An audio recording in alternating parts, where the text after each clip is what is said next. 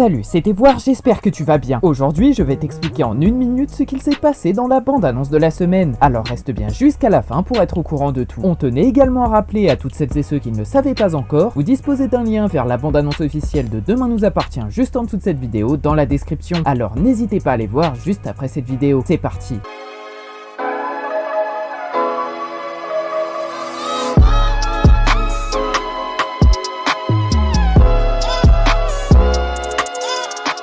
La semaine dernière, les agressions du mystérieux tueur du Zodiac ont continué à 7, et après une hospitalisation d'Octave qui s'est retrouvé face à un lion, Liam est quant à lui tombé dans un piège qui aurait bien pu se refermer sur lui. Heureusement, le jeune homme s'en est sorti, et ses jours ne sont pas en danger, mais le Zodiac pourrait bien être le petit frère de Benny Offer, ce qui à l'heure actuelle n'est une piste envisagée par aucun des policiers qui traitent l'affaire. Pour cette semaine dans Demain nous appartient, le commissariat s'affole pour comprendre qui peut bien s'en prendre à cette pauvre terminale C du lycée Georges Brassens, et grâce à Karim et Nordine, ils prendront connaissance des nouveaux signes visés par le Zodiac. Suite à cette découverte, Aurore et Michael décident d'aller enquêter, mais alors qu'ils discutent tranquillement, la capitaine Jacob se prend une flèche en plein cœur, ce qui pourrait bien changer la vie de Manon et William si elle ne s'en sort pas vivante. Pour Gloria, l'amour règne en maître la semaine prochaine, et on peut dire que le jeune Adam commence à lui faire de l'effet malgré son âge et malgré sa maladresse, qui au final font plutôt rire l'ostéopathe qu'autre chose. Gloria se décide à parler de sa relation plus en détail avec son ami Samuel, qui est persuadé qu'elle est en train de tomber amoureuse. Mais malheureusement, son prochain date avec Adam pourrait tomber à l'eau à cause des examens que le jeune Vernet doit absolument réviser. Puis Valentine et Charles commencent eux aussi à développer des sentiments, et il faut dire que depuis qu'elle s'est faite larguer par Nathan qui vit tranquillement sa vie au Canada avec une autre petite copine, la gérante du Little Spoon compte bien passer à autre chose. Alors quand Charles passe la voir au Little Spoon pour lui proposer de dîner chez elle, le rapprochement ne peut être qu'inévitable, mais c'était sans compter sur Bruno qui lui est toujours à 7 et qui pourrait bien s'immiscer dans leur relation amoureuse. La vidéo explicative est terminée, j'espère qu'elle t'a plu, si c'est le cas n'hésite pas à déposer ton like et éventuellement à t'abonner pour suivre les prochaines vidéos. Salut!